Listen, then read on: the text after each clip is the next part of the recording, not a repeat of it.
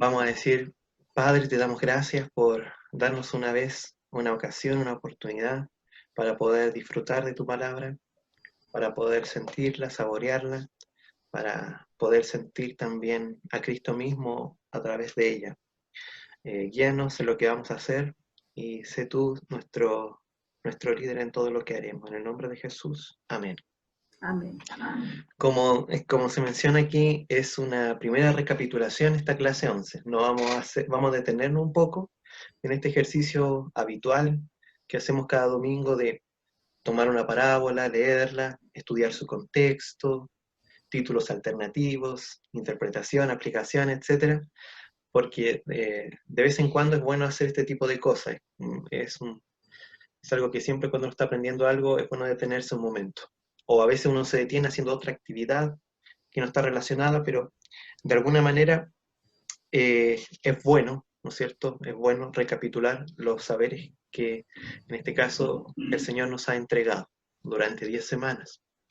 Y vamos a estudiar, por tanto, todas las parábolas que hemos ido abordando, no las vamos a estudiar en el orden en que fueron impartidas en las clases de escuela dominical, sino por orden cronológico, en el orden en que el Señor las predicó.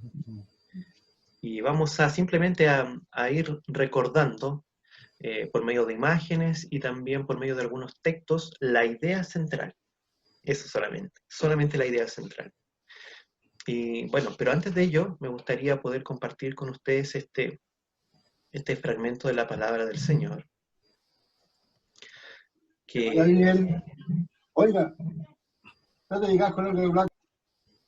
Este fragmento de la palabra del Señor que tanto bien nos hace. Yo encuentro que es uno de los versículos, uno de los pasajes más hermosos que hay, de verdad, uno de los pasajes más hermosos.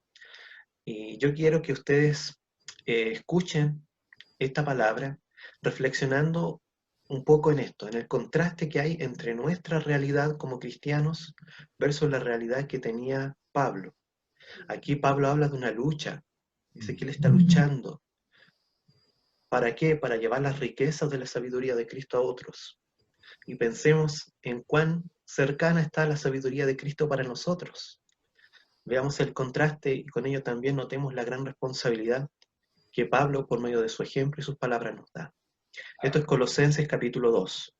Quiero que sepan que es grande la lucha que sostengo por ustedes y por los que están en la Odisea, lo mismo que por todos los que nunca me han visto personalmente, para que su corazón se anime y para que permanezcan unidos en amor, hasta que alcancen todas las riquezas que provienen de la convicción y el entendimiento, para que conozcan el misterio de Dios el Padre y de Cristo, en quien se hallan escondidos todos los tesoros de la sabiduría y del conocimiento.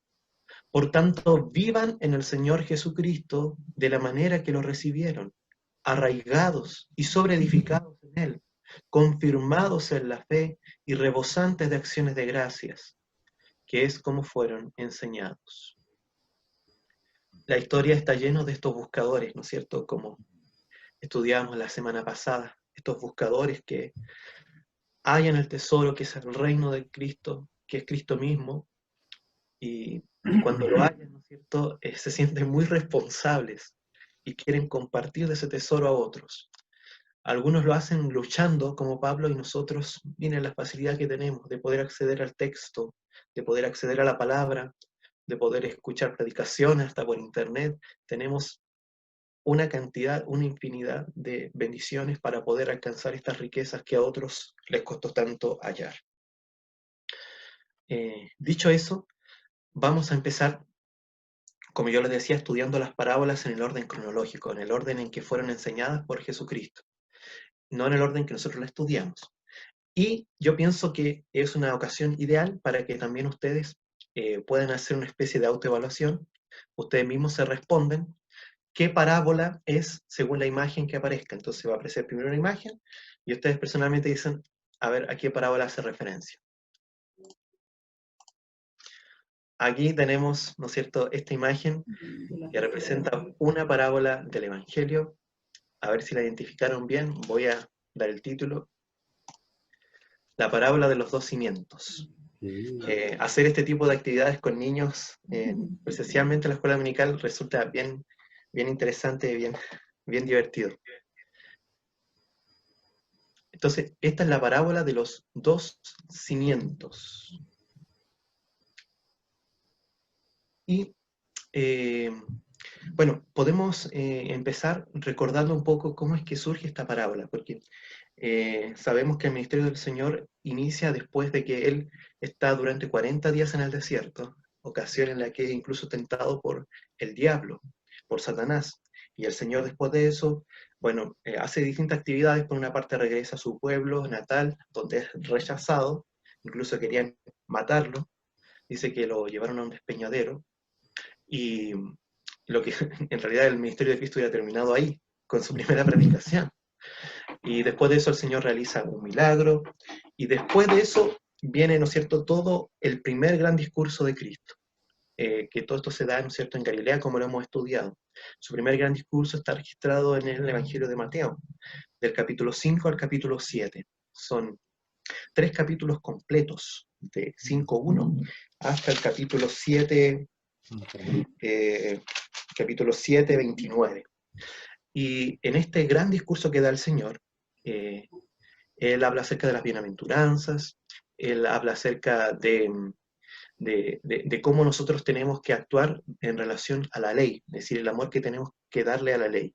Y en ese contexto en el que el Señor revitaliza y reafirma el valor de la ley, Él nos cuenta esta parábola de los dos cimientos para cerrar todos sus sermones como su conclusión, como un excelente predicador que concluye con una ilustración que es la parábola de los dos cimientos. Él nos dice que hay dos hombres, uno que es sabio, uno que es necio.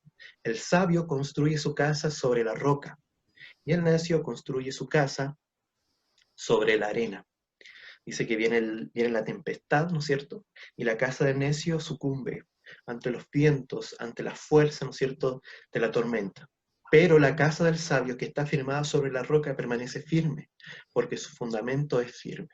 Con lo cual el Señor nos quería decir que en realidad hay dos tipos de cristianos. Y esto es interesante porque son cristianos. Dice que ambos escuchan las palabras de Jesús. Les compararé a hombres que escuchan mis palabras. Ambos están interesados en Cristo. Ambos además están interesados en construir una casa. Ambos están interesados, ¿no es cierto?, en darle cobijo a su familia. Son hombres de trabajo, son hombres de esfuerzo, pero la diferencia está en que uno funda su vivienda sobre sus propias obras, que son como la arena, y otro funda su vida espiritual sobre Jesucristo. Esa es la enseñanza. Y de alguna manera el Señor nos quiere llevar a este encuentro con la ley que Él tiene en el capítulo 5 y el capítulo 6 de Mateo. Y Él básicamente nos dice esto: no basta con escuchar la enseñanza de Jesús, porque ambos escucharon a Jesús. Tanto el que construye sobre la arena como el que construye sobre la roca, ambos escucharon a Jesús. No basta con acercarse a una iglesia a escuchar una predicación. Nosotros también tenemos que ponerla en práctica. Ese es el sello, esa es la señal de que nosotros somos verdaderamente hijos del Señor. Y bueno, momentos antes de dar a conocer esta parábola, el Señor nos advierte de antemano, nos dice: no todo el que me dice Señor, Señor entrará en el reino de los cielos, sino el que hace la voluntad de mi Padre que está en los cielos. Es más, nosotros recordamos que después de eso el Señor dice que muchos en aquel día me dirán: Señor, Señor, en tu nombre echamos fuera demonios. Pero yo les diré en ese momento: nunca os conocí, apartados de mí, hacedores de maldad. Con lo cual en esa ocasión recordamos que no es tan importante, mis hermanos, no es tan importante que nosotros digamos que conocemos a Cristo. Lo que verdaderamente importa es que Cristo nos conozca a nosotros. Eso es lo que verdaderamente nos importa. Y Cristo conoce a los que no solamente son oidores de la palabra, sino hacedores de ella, que es lo que nos relata Santiago. Que dicho sea de paso, la epístola de Santiago parece ser simplemente una extensión del Sermón del Monte. ¿No es cierto? Dice: pero sed hacedores de la palabra y no tan solo oidores, engañándoos a vosotros mismos. Y incluso dice en el versículo 25: más el que mira atentamente en la perfecta ley, la de la libertad. No, recordándonos, ¿no es cierto?, que la ley del Señor sigue vigente para nosotros en muchos aspectos. Esta era la enseñanza de la parábola de los dos cimientos, ¿no es cierto? y la aplicación era bien clara, ¿no es cierto? Perdón, la idea central. No basta con oír la enseñanza de Jesús. No basta con tener un acercamiento falso hacia Él. Hay que poner en práctica su palabra. No basta con... en el mismo capítulo, ¿no es cierto? En Mateo 7, el Señor dice entrar por la puerta estrecha. No basta con mirar la puerta y encontrarla bonita. No basta con pasar del lado de la puerta y decir, oh, qué bella es esta puerta, me gusta su estructura, me gustan los materiales de la que está construida. No, no basta con eso. La puerta tiene que ser traspasada. Tenemos que hacer esa decisión personal de traspasar la puerta. Hay que poner en práctica la palabra y la enseñanza de nuestro Señor. Esa fue la primera parábola que estudiamos y también la primera parábola, bueno, perdón, no es la primera parábola que estudiamos, me refiero, la primera parábola que aparece, ¿no es cierto?, en el Evangelio de Mateo y la primera parábola en nuestra línea cronológica de las 10 que hemos estudiado. La segunda parábola. Se me pasó. Ahí está. Esta es la imagen. Ahora quiero que ustedes piensen un momento en qué parábola es esta. Esta la estudiamos también nosotros. Creo que fue la quinta parábola que estudiamos. Aquí tenemos, hay muchas parábolas donde el Señor habla acerca de sembradores, porque precisamente Él, como lo dijimos en varias ocasiones, Él hacía uso del aprendizaje anteriores que tenía su audiencia, de los conocimientos previos. Entonces, por eso es que él vivía, ¿no es cierto?, en ese contexto y él mucho habla acerca de Hay muchas parábolas sobre esto, la parábola del trigo y la cizaña, la parábola del sembrador, etc. Pero esta es una muy específica. Y ustedes ven que la característica es que tenemos aquí este fruto de la semilla que va creciendo, ¿no es cierto? Así que esta es la parábola de la semilla que crece en secreto. En otras versiones, la parábola del crecimiento de la semilla. Pero nosotros dijimos en ese contexto que esta la íbamos a llamar así, porque era el mejor título, la parábola de la semilla que crece en secreto. Y tiene una idea central, es esta: haz tu trabajo sembrando el Evangelio y luego ve a dormir y descansa en el Señor, porque no controlas la salvación. Precisamente esta parábola nos habla de que el reino de los cielos es semejante a un hombre que se levanta y siembra su semilla, y luego dice que se va a dormir y se levanta, y se duerme y se levanta, y dice que la semilla crece sin que él sepa cómo, de forma automática, automate. Dice, yo leía por ahí que en el griego era esa palabra, automate, que automáticamente crece la semilla sin que él pueda controlar eso. Y eso nos recordaba a nosotros que si bien podemos controlar algunos elementos del proceso de la salvación, por ejemplo, podemos preocuparnos de que nuestra audiencia esté bien alimentada, podemos preocuparnos de elegir el buen pasaje bíblico para predicar, podemos cargarnos de muchas cosas, preocuparnos de muchas cosas para que las personas puedan conocer a Cristo. Pero finalmente nosotros no controlamos la salvación. Nuestro trabajo es muy mínimo, ¿no es cierto? Que es simplemente predicar el Evangelio. Así como el sembrador, lo único que puede hacer es preocuparse de que a la semilla le llegue agua, le llegue sol, de que las aves no se la coman. Eso es todo lo que puede hacer. Pero la semilla va a crecer sin que él sepa cómo. ¿Y para qué hace esto el Señor? Precisamente para que el mérito sea de Él. Dice, yo sembré y Apolos regó. Yo sembré y Apolos regó. Pero el crecimiento, voy a leer la otra que no podía acceder al texto. Dice, yo sembré y Apolos regó, pero el crecimiento lo ha dado Dios. Así que ni el que siembra ni el que riega son algo, sino Dios que da el crecimiento. Dice, y también nos recuerda que muchas personas siembran con lágrimas, es decir, siembran con tristeza, porque no ven los resultados de la predicación de su evangelio. Pero el Señor nos recuerda en el Salmo 26 que hay una promesa, que haz que los que siembran con lágrimas cosechen entre gritos de alegría, que los que entre sollozos esparzan la semilla vuelvan alegres trayendo sus gavillas. Esta es la parábola de la semilla que crece en secreto.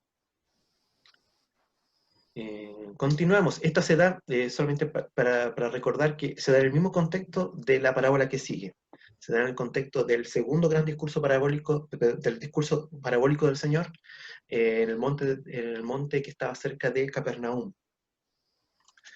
Y dicho eso, vayamos a la siguiente imagen. Es esta. Ambas parábolas se dan en el mismo discurso, como decía, tanto la parábola de la semilla que crece en secreto, como esta. que corresponde, a ver si pueden identificarla, a la parábola del tesoro escondido, que fue la última que hemos estudiado. Dice el Señor que el reino de los cielos es como un hombre que está en un campo y de pronto se encuentra con un gran tesoro. ¿Y qué hace él? Dice que va y vuelve a esconder el tesoro y ahora se dirige al dueño del campo para poder comprarlo, porque él quiere tener acceso a este tesoro. Y hablamos mucho acerca de esta parábola, también de los problemas éticos que nos surgen a nosotros, sobre lo que hace este hombre, pero la idea central, la idea clave, es que el reino de Dios es inestimable en su valor para nosotros. El reino de Dios es inestimable en su valor para nosotros, tanto que estamos dispuestos a entregarlo todo por su causa. Y bueno, no hay ningún otro versículo que pueda relacionarse tan bien con esta parábola del tesoro escondido, que como mencionábamos al inicio de esta clase, es que Pablo es aquel buscador, es el ejemplo más claro de un buscador, ¿no es cierto? Que encuentra el tesoro, que finalmente hablamos también del concepto de autobasilea, porque el reino de Dios finalmente el rey, Cristo mismo, dice, pero cuántas cosas eran para mi ganancia, las he estimado como pérdida por amor de Cristo. Así como este hombre en la parábola del tesoro escondido dice que va y vende todas sus cosas para poder comprar el campo donde está el tesoro, Pablo dice lo mismo, dice que estimó todas esas cosas, todos sus tesoros personales, como pérdidas por amor a este más excelente tesoro que era Cristo. Y ciertamente aún estimo todas las cosas como pérdida por la excelencia del conocimiento. Miren qué interesante, dice, por la excelencia del conocimiento de Cristo Jesús mi Señor, por amor del cual lo he perdido todo y lo tengo por basura para ganar a Cristo. Damos gracias al Señor por este Pablo, ¿cierto? Que representa a tantos como nosotros que hemos hallado este tesoro que es Cristo mismo. Y de alguna manera todos aquellos que han encontrado a Cristo también, ¿no es cierto?, están dispuestos a entregarlo todo por su causa. Y hablamos también de la radicalidad del Evangelio en esta parábola. El Evangelio nos llama a tomar nuestra cruz, es decir, a estar dispuesto incluso a ir a la muerte. Si alguno viene en pos de mí, tome su cruz y sígame. Y volvemos incluso a la parábola de los dos cimientos. Es decir, el Evangelio no se oferta mediante una publicidad a las personas. Y es que, miren, mis hermanos, yo a veces pienso que, sin entrar en criticar, pero en ocasiones da la impresión de que nosotros los evangélicos somos especialistas en mostrar a Jesús como una persona que está arrodillada y rogándole a las personas que vengan a Él. Como que Jesús, como que si nosotros hacemos algo bueno, en realidad estamos haciendo algo bueno para Jesús y de alguna manera lo estamos ayudando. En realidad, Cristo no necesita de ninguno de nosotros, de ninguno de nosotros. Y solamente aquellos que están dispuestos a entregarlo todo por su causa son dignos de la sabiduría de su reino. Esa es la enseñanza del tesoro escondido, la radicalidad. Vamos con la siguiente. ¿Qué parábola será esta? Tenemos a un hombre, ¿cierto?, vendando a un herido. Esta es la parábola del buen samaritano. La parábola del buen samaritano dice que había un hombre que estaba herido en el camino de Jericó a Jerusalén, y él venía descendiendo de Jerusalén a Jericó. Dice que pasaron por ahí dos religiosos y miraron, ¿no es cierto?, y pasaron de largo. Pero hubo un samaritano, una persona que era despreciada por la sociedad de ese entonces, que sin embargo tuvo compasión, fue movido a misericordia, y cuando vio a este hombre herido en el camino, no pasó de largo, sino que se detuvo, bajó, ¿no es cierto?, del animal sobre el cual estaba montado, y vendó las heridas de este hombre herido. No solamente vendó sus heridas, lo llevó a un mesón, lo llevó como una especie de hostal, ¿no es cierto? Y le pagó por adelantado para que fuese cuidado y bien atendido. Pagó por sus gastos médicos, por su salud. Este buen samaritano es Jesucristo, que abandonó su comodidad y se despojó de sus derechos y vino a nuestro encuentro, teniendo una conducta ética mucho más superior a la de los falsos religiosos de aquel entonces. Y bueno, ¿qué textos podemos llamar aquí? El Señor lo dice, no he venido a llamar a los justos, yo he venido a llamar a los pecadores. No son los sanos los que necesitan de un médico, sino los enfermos. La iglesia no es la galería de la santidad plena. La iglesia es el hospital de los enfermos, de los que acudimos a Jesucristo por sanidad. Y Pedro dice, descarguen en él todas sus angustias, ¿no es cierto? Porque él tiene cuidado de ustedes. Amén. Qué preciosa parábola es esta. Dan ganas de poder seguir hablando, pero en honor al tiempo tenemos que continuar. La siguiente parábola que se menciona es esta. ¿Quién es este bonachón que está ahí disfrutando de una copa de vino y muy feliz? Es el rico insensato, ¿no es cierto? Es aquel hombre que le fue tan bien en sus negocios, dice la escritura que el Señor en su parábola dice que este hombre dijo, alma, alégrate y regocíjate, ¿cierto? Porque muchos bienes has encontrado. Pero el Señor, Dios aparece en esta parábola, que es un detalle bien interesante, porque aparece Dios en la parábola. Que habitualmente en las parábolas nosotros encontramos a Dios vestido de otra persona. Es el buen pastor, o Dios es el Padre misericordioso. Pero aquí dice que Dios directamente le dice, necio, hoy, esta noche vienen por tu alma, y lo que has granjeado, ¿para quién será? El Señor nos advierte por medio de esta parábola del peligro de poner nuestro corazón en el sustento y olvidarnos del sustentador. El Señor es quien posibilita que nosotros tengamos un ingreso mensual. El Señor es quien nos da trabajo. El Señor es quien pone el pan en la mesa. Esa es la enseñanza de la parábola del rico insensato. Y nosotros aquí, en esta ocasión, mostramos el contraste entre la declaración del rico insensato y la declaración de este salmista. Miren, dice, el rico insensato le habla a su alma y le dice, alma, muchos bienes tienes guardados para muchos años. Por tanto, podemos leer entre líneas, repósate, come, bebe y regocíjate. Entonces, le dice al alma, dado que tenemos tan cantidad de dinero, descansemos. Pero el salmista dice, vuelve alma mía a tu reposo. Dice, descansemos alma mía, no porque disponga de muchos bienes, sino porque Jehová nos ha hecho bien.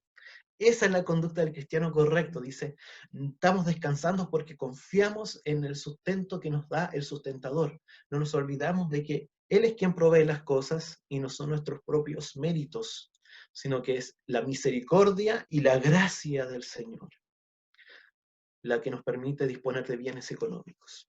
Esta es la parábola del rico insensato. Continuamos. Nos encontramos, por supuesto, en el contexto del ministerio del Señor en Perea, ministerio posterior. Pensé que iba a tener tiempo para hablar de eso, pero como son 10 parábolas, vamos a poner atención más bien en el contenido antes que en el contexto en el cual fueron enseñadas. ¿A qué parábola se referencia esta imagen? ¿No es cierto? Habitualmente esta parábola, cuando se le dibuja, siempre se pone un corderito, una ovejita blanca, ¿no es cierto? Pero en realidad no podemos engañarnos a nosotros mismos. Cuando llegamos al Evangelio, el Evangelio está lleno, ¿no es cierto?, de ovejas negras. Somos todos, ¿no es cierto?, llenos de pecados ante el Señor. ¿Y cómo se llama esta parábola? Bueno, la parábola del buen pastor, o la parábola de la oveja perdida, como se llama tradicionalmente. Nosotros le cambiamos el nombre porque la oveja en realidad no hacía nada. La oveja era como el sujeto pasivo en la parábola. Lo único que hace, ¿no es cierto?, es decir me. Pero quien hace toda la acción de salvación es precisamente el buen pastor. Así que, dado que el protagonista es él, la parábola debe llamarse la parábola del buen pastor. El protagonista de nuestra salvación es Jesucristo, que nos busca con diligencia y que se goza al encontrarnos. Que se goza al encontrarnos. Versículos. Este que a mí realmente me encanta este versículo, Sofonías 3:17. Es precioso, dice, el Señor está en medio de ti y te salvará con su poder. Por ti se regocijará y se alegrará. Por amor guardará silencio y con cánticos se regocijará por ti. Hay otra versión que dice que con danzas se regocijará por ti. Nos cuesta ver a Dios así, ¿verdad? Nosotros tendemos a ver a Dios como un anciano, ¿no es cierto?, que está sentado en su trono, que tiene asuntos muy importantes de los cuales dedicarse, que no tiene tiempo para nosotros, pero en realidad, o que se dedica a cosas serias, como gobernar el universo. Pero en realidad, el Padre es mucho más cercano. Y Él dice que se goza, que Él baila, que Él canta cuando piensa en nosotros. Cuando piensa en nosotros, Él danza y Él se alegra. Así es el encontrar, ¿no es cierto?, para Dios a un pecador arrepentido. Ese es el gozo. Y nosotros vimos que son 3 parábolas que se dan en esto. Esto está en Lucas 15. Son 3 parábolas que el Señor cuenta de manera seguida. Y que son la parábola del buen pastor, o de la oveja perdida, la parábola de la mujer diligente, o de la moneda perdida, y la parábola del Padre misericordioso, que también se conoce como la parábola del Hijo pródigo. Estas 3 parábolas se dan en el mismo contexto. Y lo que dice el Señor al final de cada una de las parábolas es esto: el Señor está lleno de alegría, lleno de gozo, tanto que hace fiestas.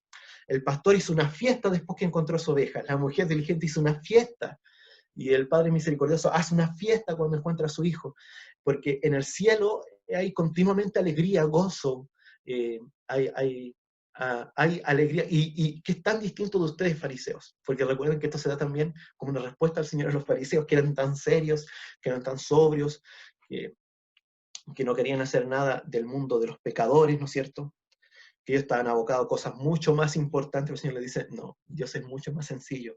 Dios en realidad Dios se identifica con el pastor de ovejas que era despreciado por los fariseos, con una mujer, ¿no es cierto?, que era despreciada también por la sociedad. Entonces, Dios es como el común de las personas, que se alegra, que se goza, que hace fiesta.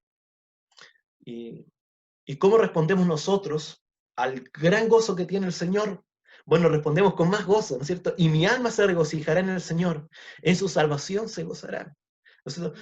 El gozo que el Señor tiene por nosotros, nosotros lo respondemos con más gozo, aún en medio de la dificultad, con gozo, porque nuestro Padre se goza de nosotros nos gozamos en Él, lo que nos lleva a la siguiente parábola. Ya la cité varias veces, pero ahí lo tenemos bien claro. Fíjense, interesante que tenemos aquí un hombre, ¿no es cierto?, y tenemos a 2 jóvenes, ¿verdad? Esta es la parábola que tradicionalmente se conoce como la parábola del hijo pródigo, pero que en realidad la historia la cuenta la historia de 2 hijos, y nosotros lo vimos muy en detalle. Vimos que incluso aquí era una parábola que no se terminaba, que le faltaba una última estrofa, ¿se acuerdan?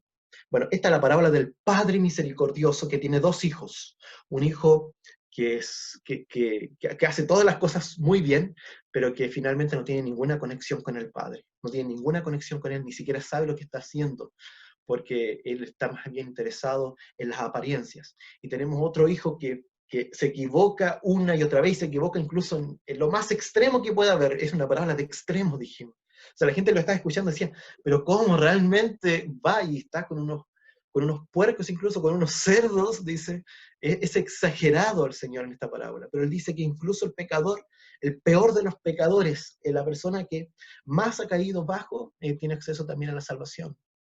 Y también la Biblia nos recuerda en otra ocasión que al que mucho se le perdona, ama más, ¿no es cierto? El gozo que Jesús siente por un pecador arrepentido es como el gozo que siente un padre misericordioso cuando uno de sus hijos rebeldes se torna a él, porque tenía 2 hijos rebeldes, uno que creía en sus propias obras, que es la religión que siempre ha existido, ¿no es cierto?, la religión de las obras, y otro que se acerca a su Padre de pura gracia, buscando su perdón. Y por supuesto que un texto maravilloso, muy atingente a esta parábola, es el que nos regala Pablo en Efesios capítulo 2. Esas 2 palabritas se encuentran no solamente una vez en la Escritura, sino muchas veces, ¿ah? Pero Dios. Jonás, ¿recuerda? ¿Qué pasó con Jonás? Jonás se había alejado de Dios, Jonás no quería cumplir con el ministerio de Dios, y ¿cómo termina el capítulo 1? O comienza el capítulo 2, dice, pero Jehová había preparado un gran pez para que se tragara a Jonás. Y aquí lo mismo, pero Dios. Siempre vamos a encontrarnos en la historia de la iglesia y en la historia de la Biblia con pecadores que están sumidos en su propia maldad, en sus propias consecuencias de sus actos. Pero Dios, ¿no es cierto? Pero Dios, que es rico en misericordia por su gran amor con que nos amó, aun estando nosotros muertos en pecados, nos dio vida juntamente con Cristo. Y el Padre misericordioso dice, mi hijo había muerto y ahora ha resucitado, hagamos una fiesta. Él es el Padre misericordioso. que finalmente es Jesucristo mismo. Siguiente parábola, también en el ministerio del Señor en Perea. Tenemos aquí, ¿no es cierto? Bueno, aquí hay un escriba, un secretario. Aquí tenemos un hombre muy poderoso y a una mujer que se acerca a ese hombre poderoso. Esta es la parábola, ¿sí? La parábola de la viuda insistente, conocida también como la parábola del juez injusto. Pero nosotros le cambiamos el nombre, dijimos la parábola de la viuda insistente porque ella es la que ejecuta la acción. Y lo que cuenta esta parábola brevemente es que hay una mujer que continuamente va donde un juez le pide que haga justicia contra su adversario, una y otra vez, una y otra vez. Y el juez dice, voy a hacerle justicia a esta mujer porque ya me tiene cansado. Va a seguir viniendo una y otra vez, así que le voy a hacer justicia. No porque, incluso dice la misma palabra, no porque temo a Dios, porque en realidad no temo a Dios, no temo a Dios ni a los hombres, dice. Pero solamente porque me ha cansado, voy a hacerle justicia. Y la enseñanza de esto es que el Señor nos vindicará ante nuestros adversarios. Todos nosotros hemos sido víctimas de injusticia a lo largo de nuestra vida, víctimas de hostigamiento. Y eso incluso lo hablamos ayer en la reunión de los jóvenes. Todos hemos sido víctimas, ¿no es cierto?, de personas que nos han hostigado o de personas que nos han hecho mal, pero el Señor nos dice que nos vindicará ante nuestros adversarios si somos diligentes y persistentes en nuestra oración. Es un llamado a esa oración que es permanente, ¿verdad? Pero que a la vez es una oración que se da en todo momento, mientras las personas barren, mientras las personas están trabajando, mientras en lo que hacemos siempre estamos orando al Señor. Ese tipo de oración es la que el Señor escucha y ante la cual Él hace justicia. Algunos textos. Tenemos ayuda. Cuando nosotros oramos al Señor, no estamos orando solos, sino que el Espíritu Santo también nos acompaña y orando incluso con mucho más poder que nosotros, orando con mucha más pasión, dejándolo todo, ¿no es cierto? Orando a nuestro lado. Y en segundo lugar, recordamos que si bien es cierto, esta parábola nos habla de un juez injusto que atiende las demandas de una mujer solo por cansancio, nosotros sabemos que en realidad nuestro juez es justo. Y que si un juez injusto fue capaz de darle justicia a una viuda insistente, cuánto más nuestro Señor. Tú eres un juez justo y desde tu trono defiendes mi causa. Él es también nuestro abogado, ¿no es cierto? Juez y abogado, y me hace justicia. Este es un salmo de David, del David, ¿cómo se le dice esto? De David prófugo, ¿no es cierto? Del David que se está escapando. Tú eres un juez justo y de tu trono defiendes mi causa y me hace justicia. Los salmos fugitivos, eso era. Siguiente parábola. ¿Qué parábola será esta? Tenemos ahí a tres personas, ¿no es cierto?, que están mirando atentamente a otro hombre que, bueno, es como una observación, ¿no es cierto? Ese hombre es más poderoso que los tres y está en realidad pidiendo cuentas, ¿verdad? Efectivamente está la parábola del rey y sus siervos, también conocida como la parábola de las 10 minas. Es una parábola que nos muestra la actitud que tienen tres personas frente a una responsabilidad que les otorga un príncipe que va ¿no es cierto?, a buscar su reinado a otro lugar. Y a uno les da una cantidad de dinero, a otro le da otro, a tres personas. Y la primera y la segunda dice que multiplicaron el dinero, con lo cual ellos también se sometieron a muchos problemas, a muchos riesgos, porque decía que el pueblo estaba en contra de este príncipe que iba a buscar su reinado. Y sin embargo ellos se arriesgaron y pusieron el dinero y lo invirtieron, aun cuando eso significara que quizás no iba a resultar, pero no importa, igual pusieron el dinero y lo invirtieron. Y dice que el rey, ¿no es cierto?, cuando regresa ya coronado, le dice a sus siervos que hicieron bien, les dice, muy bien han hecho, porque fueron valientes, porque hicieron crecer mi dinero. Pero hubo uno al que se le dio una mina, ¿no es cierto?, y el que hizo, la escondió y le dijo, oh Señor, yo tuve miedo, y aquí te traigo, sin embargo, está cuidada, ¿no es cierto? Está intacta como me la entregaste tú en un principio, pero el rey, ¿qué hace? El rey se enoja, le dice, pero ¿cómo haces esto? Yo te di esto, te lo confié para que tú pudieras hacer dinero con él. Bueno, esta palabra nos enseña que el reino de Cristo tiene beneficios innegables para todos nosotros. Todos nosotros hemos sido beneficiados con Cristo. Encontrar a Cristo fue un tremendo beneficio, bendición tras bendición, pero también tiene exigencias para sus ciudadanos. El reino de Cristo tiene beneficios, pero también tiene exigencias. Cristo nos exige valentía y determinación para disponernos en la labor de su causa. El Señor, ¿no es cierto?, está buscando personas decididas. Desde que Juan el Bautista comenzó a predicar hasta ahora, el reino de los cielos avanza a pesar de sus enemigos. El reino de gracia progresa y el reino de las tinieblas retrocede. Pero solamente la gente valiente y decidida logra formar parte del reino de victoria de Dios. Entonces el Señor nos dice que hay que tener valentía. Si hay que hacer algo en su obra, si hay que... tenemos que disponernos, ¿no es cierto? Disponernos en la labor del Señor. Trabajar en la viña del Señor, como dice el himno. Y nos recuerda también que el Señor, de alguna manera, Él tiene recompensas. Interesante. Hablamos acerca, desmitificamos parte, ¿no es cierto?, de nuestra tradición protestante, de creer, ¿no es cierto?, que de nada cuenta lo que nosotros hacemos. Cuidado que la salvación es por gracia, y es solamente por la misericordia de Dios. Pero nosotros leímos ahí en esa ocasión a varios teólogos que nos enseñaban también que el Señor va a recompensar en el cielo, que van a haber distintos grados de satisfacción. Todos vamos a vivir gozosos y alegres en el cielo, pero Él va a recompensar a cada uno según sea su obra. La salvación es por gracia, ¿no es cierto? La salvación es por gracia, pero también tenemos que entender que hay recompensas en el cielo. He aquí, yo vengo pronto y mi galardón conmigo, a recompensar a cada uno según sea su obra. En la escuela dominicana a veces se le dice a los niñitos que se le habla acerca de las perlas, ¿no es cierto? Dice, van a tener perlas en el cielo por cada amiguito que inviten a la escuela dominicana. Bueno, siguiendo esta doctrina, no hay nada extraño en esa enseñanza, ¿verdad? La parábola del rey y sus siervos también, esta se da, es una parábola que se da, lo mencionamos, en la frontera entre Perea y Jerusalén. Lo cual nos lleva a la última parábola, en orden cronológico, que fue la segunda que estudiamos. ¿Qué tenemos aquí? Tenemos, no alcanzan a aparecer todos los personajes, pero tenemos aquí a una dama que está en la calle con una lámpara encendida, y a otras dos, ¿no es cierto?, que le están pidiendo aceite. Esta es la parábola de las 10 vírgenes, o de las 10 damas de honor, como dicen algunas versiones también en español y en inglés. Esta es no hay tanto tiempo como para explicar el contexto, porque es muy extensa esta parábola, al igual que la parábola del Padre Misericordioso. Es una parábola muy extensa, pero en resumen tenemos dos tipos de personas, dos tipos de mujeres que tienen una obligación, que es alumbrar el camino de la novia desde la casa de su padre hasta la casa de su esposo. Y para alumbrar ese camino en ese tiempo no había alumbrado público, y por tanto, cuando la noche caía, estaba todo en oscuridad.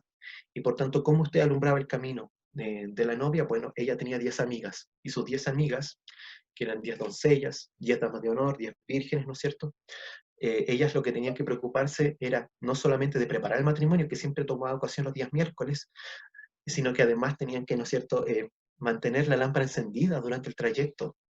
La parte más importante del matrimonio, el paso de la casa del padre a la casa del novio, tenía que mantenerse encendido. Y en ese trayecto, si no estaban apercibidas, si no tenían suficiente aceite, no les iba a alcanzar. De eso se trata. 5 de ellas no tenían aceite, entonces fueron a comprar, pero se demoraron en eso, porque ir a comprar de noche no es ejercicio sencillo. Y lo que nos recuerda la Biblia es esto, que en realidad es que el Señor viene pronto. Esta es la única parábola que estudiamos que se da en el contexto de la Semana Santa, de la pasión de Cristo, ¿verdad? Esto es poco antes de que el Señor vaya a Betania, o sea, poco después de que el Señor vaya a Betania. Y lo que nos recuerda es que Él tenía amigos, ¿no es cierto? Y siempre sus amigos son muy importantes en su historia. Sus amigos le alumbraron el camino. Así como estas vírgenes alumbraron el camino de la novia, de alguna manera sus amigos estaban a su lado en su camino hacia su sacrificio. El Señor viene pronto, debemos prepararnos buscando aceite. Ese aceite representa al Espíritu Santo. Representa al Espíritu Santo. Cristo ya viene, fieles cristianos, dice el himno. Ved al esposo vuestro Señor, llena tened las lámparas siempre, a su encuentro id con amor. Cristo ya viene, pronto si viene, sin tardanza aparecerá. Y por supuesto, buscando aceite y viviendo a la altura de nuestro llamamiento. El Señor no retarda su promesa, como algunos tienen por tardanza, sino que es paciente para con nosotros, no queriendo que ninguno perezca, sino que todos procedan al arrepentimiento. Qué tremendo es este texto, me encanta porque los siglos van pasando y la gente va diciendo cómo es posible que Cristo todavía venga, cómo es posible que mantengan y alojen esa esperanza. Pero nosotros mantenemos la esperanza porque sabemos que nuestro Señor va a venir por nosotros. Él es un Padre bueno y Él a su tiempo vendrá a buscar a sus hijos. Y en ningún momento tenemos que sentirnos disminuidos por nuestra fe, no tenemos que sentirnos disminuidos por el hecho de que quizá haya pasado tanto tiempo y el Señor no venga. Por el contrario, tenemos que llenarnos de orgullo santo, ¿no es cierto? Dice, cuando estas cosas comiencen a suceder, ahí se refería a todas las señales antes del fin, erguíos y levantad vuestra cabeza. Es decir, es un llamado de atención a no desanimarse, a ponerse en pie frente a las cosas y a tener orgullo santo, porque Jesucristo, nuestra redención, se aproxima. Jesucristo, nuestra redención, está cerca de nosotros. Esta es la parábola de las 10 vírgenes, una parábola de orden escatológico según nuestra clasificación. Y estas son las 10 parábolas que estudiamos. Damos gracias al Señor por esta tremenda bendición de haber escudriñado en las riquezas de su sabiduría, de comportarnos como aquel sabio buscador de tesoros, que lo da todo. En este caso nosotros hemos dado apenas 2 horas o 1 hora a la semana de nuestro tiempo, pero lo hemos hecho para poder escudriñar en estas preciosas enseñanzas del Señor, que valen mucho más, ¿no es cierto? Valen mucho más que 1 hora de nuestro tiempo. Damos gracias al Señor por estas 10 parábolas que hemos estudiado. Y antes de terminar, quiero hacer 2 cosas. Por una parte, leerles un texto y recordarles que es maravilloso que el Señor contó estas parábolas no a la gente más sabia entendida de su tiempo. Incluso si hubiera habido entre la multitud, entre su audiencia, un sabio, seguramente ese sabio no hubiera tenido atención a las palabras del Señor. No hubiera tenido atención a las palabras del Señor. Quizás para él hubieran sido locura. Y de hecho fue así, ¿no es cierto? Los fariseos, cada vez que el Señor enseñaba una parábola, salían enojados, no entendían nada. El Señor reservó esta enseñanza a nosotros, que somos lo débil, que somos lo necio del mundo. Consideren, hermanos, su llamamiento, dice Pablo. No muchos de ustedes son sabios, según los criterios humanos, ni son muchos los poderosos, ni muchos los nobles, no, para nada, ¿verdad, mis hermanos? Sino que Dios eligió a los necios del mundo para avergonzar a los sabios, y los débiles del mundo para avergonzar a los fuertes. También Dios escogió lo vil del mundo y lo menospreciado. Piensen en todas esas mujeres que se sentían muy por debajo de la autoestima, que tenían una autoestima muy baja, ¿no es cierto? Que escuchaban al Señor sus palabras y se sentían tan bendecidas poder escuchar las palabras de Dios mismo, de la boca del Maestro, y de esos pescadores que eran despreciados también por su profesión, de esos pastores de ovejas que se acercaban. A eso se escogió el Señor, a nosotros, a lo menospreciado, para deshacer lo que es, a fin de que nadie pueda jactarse en su presencia. Pero gracias a Dios, ustedes ahora son de Cristo Jesús. Yo lo creo. Yo soy de Cristo Jesús, a quien Dios ha constituido como nuestra sabiduría. ¿Dónde está ese tesoro de sabiduría? ¿Dónde está ese manantial de sabiduría al cual ir a beber? Ese manantial es Jesucristo. Él es el manantial de agua de sabiduría. Él es la roca eterna de los siglos. Jesucristo, no nos olvidemos, el objetivo del Evangelio es Cristo mismo. Él es nuestra sabiduría. Y si te buscas cuál es la recompensa de seguir a Cristo, es Cristo mismo y su sabiduría. Así que damos gracias a Dios por esta clase en que hemos podido recordar estas parábolas. Y también vamos a dar gracias a Dios, ¿sabe por qué? Por nosotros, por habernos elegido a nosotros para que nos enseñe estas preciosas palabras. Por eso voy a pedirle a Edgar que pueda reproducir una canción. Voy a pedir que pongan atención a la letra de esta canción. Yo voy a dejar de compartir.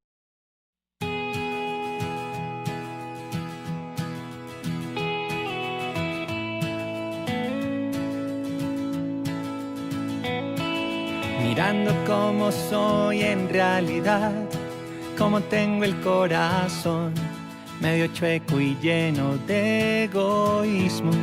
descubriendo que soy otro en el montón, cuya gran aspiración es llegar más lejos que el vecino, recordando que por cada vez que juro entregarte a la vida, ha cantado siempre un gallo. O que hablas y me hago el sordo mudo, es que hoy quiero alabarte de este modo tan extraño. Gracias por Pedro, gracias por Jonás, gracias también por la burra de Balaam. Gracias por ser experto en soportar a los que no somos tan buenos y con todo pretendemos hablar de ti a la humanidad.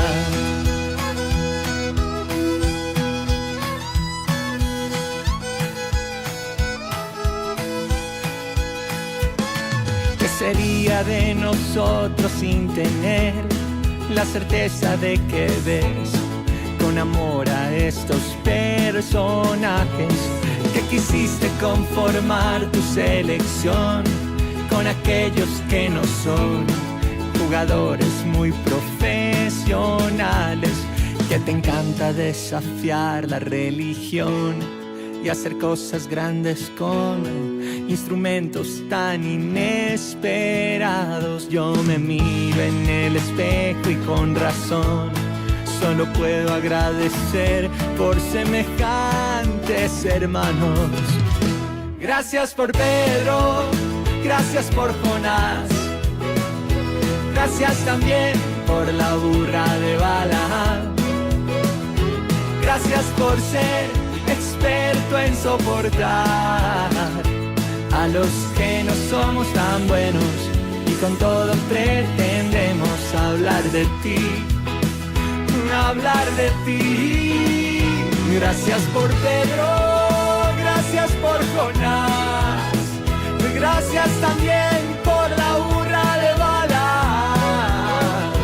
Gracias por ser experto en soportar y transformar a los que no somos tan buenos y con todo pretendemos hablar de ti, soñarte a ti, cantar de ti a la humanidad.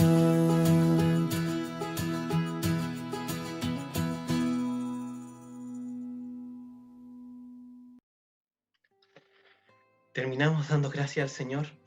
Vamos a decir: Padre bueno, gracias por esconder estos tesoros de los sabios y revelarlos a nosotros, que tanto necesitamos de ti. Gracias por ser nuestro tesoro escondido. Gracias por ser nuestra luz en medio de las tinieblas. Gracias por alumbrarnos con tu palabra. Gracias, estamos infinitamente agradecidos de tu palabra. Ahora, Padre, bendice las actividades que se van a desarrollar en nuestra iglesia. En el nombre de Jesús te damos gracias. Mil gracias, Padre. Mil gracias. En el nombre de Jesús. Amén.